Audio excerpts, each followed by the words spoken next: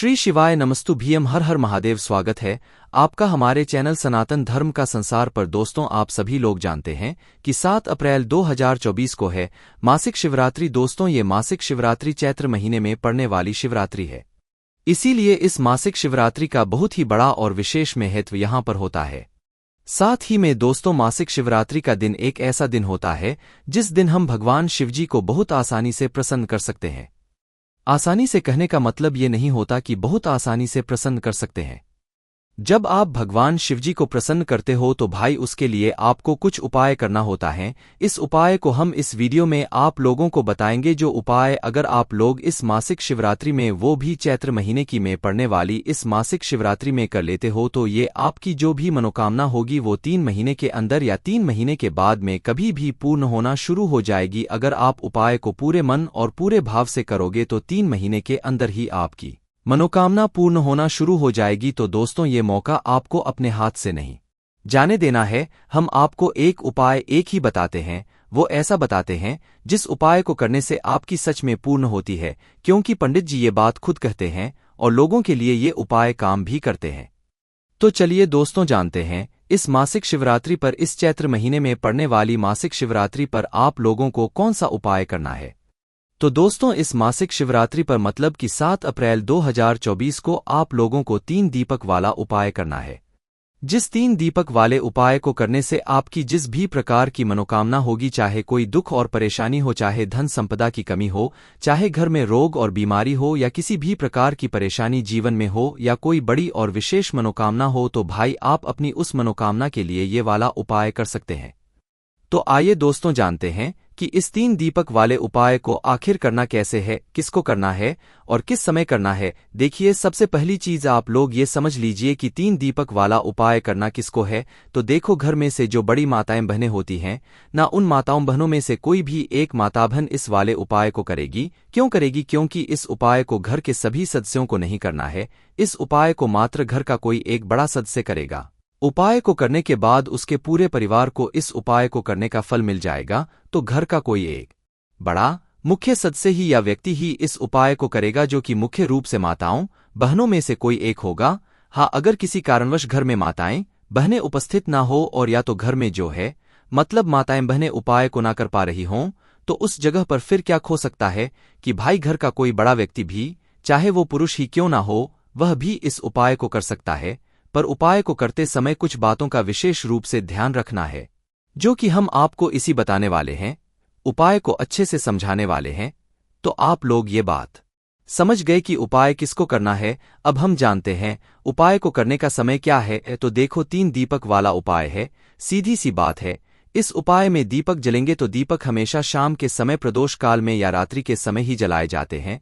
तो ये वाला उपाय भी दोस्तों शाम के समय, प्रदोष काल में या रात्रि के समय ही होगा। इस बात का आप लोगों को ध्यान रखना, ये उपाय सुबह के समय नहीं होगा। इस बात का आप लोग ध्यान रखना, शाम के समय प्रदोष काल में ही होगा।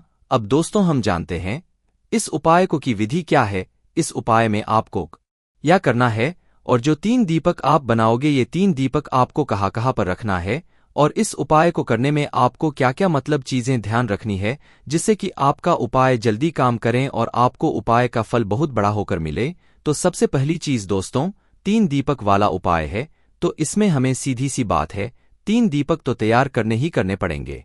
देखो, उपाय को करने का जो समय है वो तो शाम का समय है, पर शाम के समय में भी लोगों को बहुत ज्यादा कंफ्यूजन होती है कि भाई शाम का समय होता कितने बजे से लेकर कितने बजे के बीच में या काल में। लोग बहुत कंफ्यूज होते हैं कि ये समय कब का होता है और हमें इस उपाय को किस समय से लेकर किस समय के बीच में करना है। तो देखो, पंडित जी ने भी ये बात खुद कही है कि हर मौसम में प्रदोष काल का समय अलग अलग होता है। प्रदोष काल का एक वो समय होता है जब शाम हो रही होती है, रात होने वाली होती है। इसके बीच का समय जो होता है वो प्रदोष काल का समय होता है। और एक अंदाजन से बात करें तो शाम के 6 बजे से लेकर शाम के 7 बजे के बीच का जो समय होता है, ये प्रदोष काल का समय होता है। पर अभी इस समय की करें तो हो सकता है भाई यही समय मतलब 6:30 बजे से लेकर 7:30 बजे के बीच का समय हो जाए। तो अगर हम आपसे कहें कि भाई आप इस उपाय को किस समय करोगे, तो शाम के 6 बजे से लेकर 7 बजे के बीच में कभी भी आप उपाय को कर सकते हो। बाकी लेट भी हो जाओ तो भाई 7 बजे से लेकर रात 8 बजे के बीच में भी आप उपाय कर सकते हो। कहने का मतलब यह है कि शाम 6 बजे से लेकर रात 8 बजे के बीच में कभी भी उपाय करो, आपका उपाय काम जरूर करेगा। फिर रात 8 बजे के बाद भी थोड़ा बहुत देर हो जाता है तो भी कर सकते हो, पर ज्यादा देर मत करना। तो ये बात आप लोगों को समझ गई होगी। अब जब भी आप उपाय को करने के लिए मतलब तैयार हो जाओ, तो उसके पहले जो है आधे 1 घंटे पहले आप उपाय को करने की तैयारी करना, क्योंकि तैयारी करने में थोड़ा हो सकता है आपको समय लगे। तो उपाय को करने की तैयारी में सबसे पहली चीज आती है दीपक। 3 दीपक वाला उपाय है, सीधी सी बात है। 3 दीपक तो यहां पर हमें बनेंगे ही बनेंगे।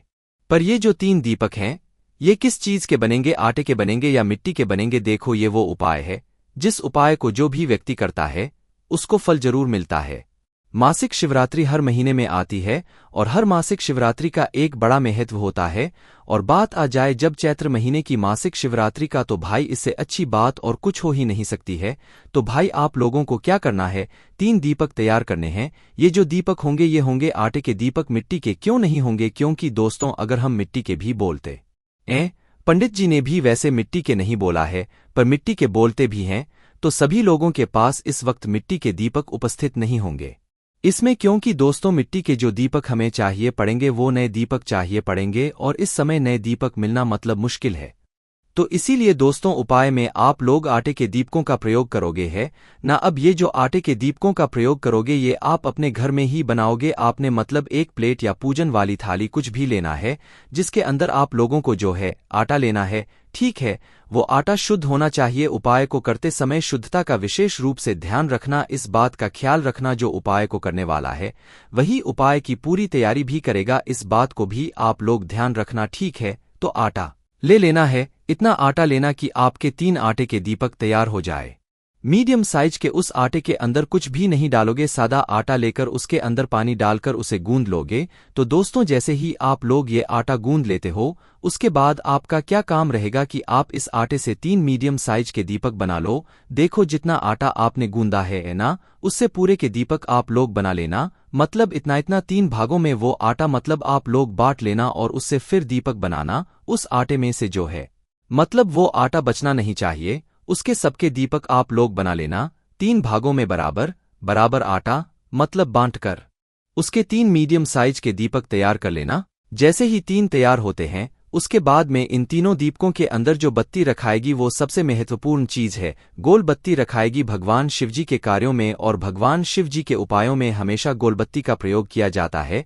इस बात का ध्यान रखना। तो अपने हाथों से बनी हुई है, आपके घर में जो रुई हो उस रुई से अपने हाथों से गोल बत्ती बनाना, फिर इन दीपकों के अंदर रखना। इस बात का भी आप लोग विशेष रूप से ध्यान रखना। ठीक है, ये बात आप लोगों को समझ आ गई। उसके बाद में क्या बाजार वाली बत्ती नहीं रख सकते? बाजार वाली बत्ती भी रख सकते हो, पर कोशिश करना अगर आप भगवान शिव जी को सच में प्रसन्न करना चाहते हो तो हाथ से बनी हुई गोलबत्ती का ही प्रयोग करना है। एक एक गोलबत्ती तीनों दीपकों के अंदर रख देना। उसके बाद में इसके अंदर क्या चीज डलेगी जिससे ये दीपक जलेंगे? तो यहाँ पर डलेगा शुद्ध देसी गाय का घी। देखो, शुद्ध देसी गाय का घी हम बार बार इसीलिए बोलते हैं क्योंकि इसी उपाय में यही घी प्रयोग होता है। शुद्ध देसी गाय का घी, ना तो इसमें बाजार का घी जलता है ना तो यहाँ पर भैंस का घी जलता है। हम आपसे पहले से ही बोलते आए हुए हैं, अपने घर में थोड़ा सा शुद्ध देसी गाय का घी हमेशा रखा करो। वो क्यों रखा करो? ये भले ही थोड़ा महंगा मिलेगा, थोड़ा ढूंढने पर मिलेगा, पर मिलेगा जरूर। और जब ये मिलेगा तो निश्चित सी बात है भगवान शिव जी आपसे प्रसन्न होंगे। भगवान शिव जी प्रसन्न होते हैं तो सिर्फ शुद्ध देसी गाय के घी से ही होते हैं, और इसको घर में रखने से बरकत भी आती है, धन संपदा भी बढ़ती है। इस बात का भी आप लोग ध्यान रखना। तो आप लोग जो है इन तीनों दीपकों के अंदर शुद्ध देसी गाय का घी डाल लो, बराबर बराबर डाल लेना। इतना डालना कि वो दीपक कुछ समय तक जल सके। तो जैसे ही आप लोग ये घी डाल लेते हो उसके बाद में आपके ये दीपक तैयार हो जाते हैं। इन दीपकों को आप अपने किसी भी एक पूजन वाली थाली में या प्लेट में जमा कर रख लो, क्योंकि हाथ में तो ये तीनों दीपक आप कहीं पर लेकर नहीं जा सकते। तीनों दीपक जमा लेना। तीनों दीपकों को जाना जमाने के बाद अब आपको क्या करना है, जब आप उपाय को करने के लिए अपने घर से निकलो तो कुछ बातों का ध्यान रखना है। जैसे कि ये दीपक जहां जहां पर भी आप रखने वाले हो वहां पर आप चाहो तो भाई अपने साथ में कुछ चावल के दाने या कुछ फूल की पंखुड़ियां रख सकते हो। जिससे कि जहां जहां पर भी आप ये दीपक रखो वहां पर पहले कुछ चावल के दाने या फूल की पंखुड़ियां रखो, उसके बाद ही ये दीपक वहां पर रखो, चाहो तो रख सकते हो, वो आपके ऊपर है।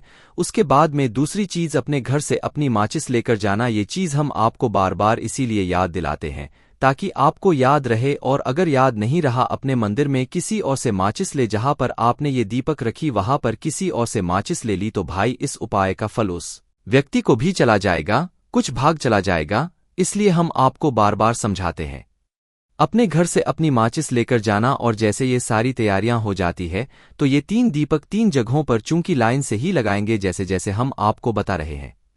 तो अपने घर से ये तीनों दीपक लेकर निकलना। सबसे पहला जो स्थान होगा पहले दीपक को जलाने का वो होगा बेलपत्री का पेड़। बेलपत्री का जो पेड़ होगा वह बड़ा होना चाहिए, छोटा पेड़ नहीं होना चाहिए। इस बात का भी आप लोग ध्यान रखना। तो किसी भी बड़े वाले बेलपत्री के पेड़ के नीचे आप लोग पहुंचना और वहां पर पहुंचकर बैठना। बैठने के बाद अपना पहले नंबर का दीपक अपनी माचिस से जलाना।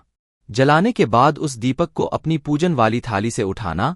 उठाने के बाद इस दीपक को आप बेलपत्र के पेड़ के नीचे भगवान शिव जी, माता पार्वती जी और माता लक्ष्मी जी का नाम लेते हुए रखना। जैसे ही आप लोग ये पहला दीपक रखते हो वहां पर भगवान शिव जी से अपनी वह मनोकामना बोलना जिस मनोकामना के लिए आप लोग यह वाला उपाय कर रहे हो। भगवान शिव जी, माता पार्वती जी और माता लक्ष्मी जी का नाम लेते हुए जैसे ही आप लोग मनोकामना करते हो, विनती करते हो, पहला दीपक जलाते हो, वहां से उठना है। भगवान को धूप देकर से उठ जाना है।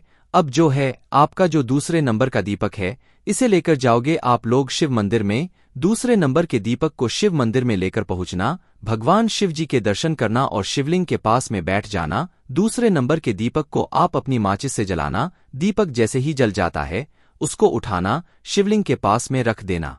शिवलिंग के थोड़ा सा दूरी बनाकर रखना, भगवान शिव जी को आंच ना लगे, इस बात का ध्यान रखना। दूसरा दीपक जैसे ही शिवलिंग के पास में रख दो तो भगवान से अपनी वापस से मनोकामना बोलना। मनोकामना एक ही बोलना है, बदल बदल के नहीं बोलना। जो मनोकामना आपने बेलपत्र की पड़ी है, जो बोली थी, वही मनोकामना भगवान शिवजी से यहां पर भी लेना है। ऐसी मन ही मन कर लेना, आपको बोलने की जरूरत नहीं है। मन ही मन विनती करके आप लोगों को ये दूसरा दीपक रख देना है। फिर उसके बाद में जैसे ही ये दूसरे दीपक जलता है भगवान से प्रार्थना करके विनती करके उनको धो देकर वहां से उठ जाना और इस तीसरे नंबर के दीपक को जलाने के लिए पहुंच जाना आंवले के पेड़ के नीचे। जिस आंवले के पेड़ के नीचे जाओगे ये आंवले का पेड़ भी बड़ा होना चाहिए, छोटा नहीं होना चाहिए। उस बड़े पेड़ आंवले के पेड़ के नीचे पहुंचना, वहां पर बैठकर जो है आप लोग अपना तीसरे नंबर का दीपक जलाना। उस दीपक को जलाकर आंवले के पेड़ के नीचे भगवान से प्रार्थना करते हुए उस दीपक को रख देना। जैसे ही आप लोग अपना दीपक रखते हो भगवान से हाथ जोड़कर आप प्रार्थना कर लेना, विनती कर लेना, आपकी जो मनोकामना है वह बोल देना और वहां से उठ जाना। अब ये तीसरा नंबर का दीपक जैसे ही आप लोग लगा देते हो आप सीधा अपने घर पर जा सकते हो, आपका ये उपाय पूरा हो जाता है। इस उपाय को करने के बाद दोस्तों कुछ ही समय के अंदर, वैसे पंडित जी ने बोला हुआ है कि 3 महीने की मासिक शिवरात्रि पर अगर आपने ये वाला उपाय कर लिया तो आपकी मनोकामना जरूर पूर्ण हो जाएगी। ठीक है, पर उपाय को आपको करना पड़ेगा 3 महीने की शिवरात्रि को। और वहीं अगर आप चैत्र महीने की इस मासिक शिवरात्रि को करते हो तो भाई ये बहुत ही अच्छी बड़ी बात है और अच्छा मौका है आप लोगों के पास भगवान शिवजी को प्रसन्न करने का। तो दोस्तों यहाँ पर ये वाला उपाय पूरा हो जाता है। बाकी दोस्तों इस उपाय करने में अगर आपको कोई भी दिक्कत समस्या आती है तो कमेंट करके पूछ सकते हैं। श्री शिवाय नमस्तु भीम, हर हर महादेव।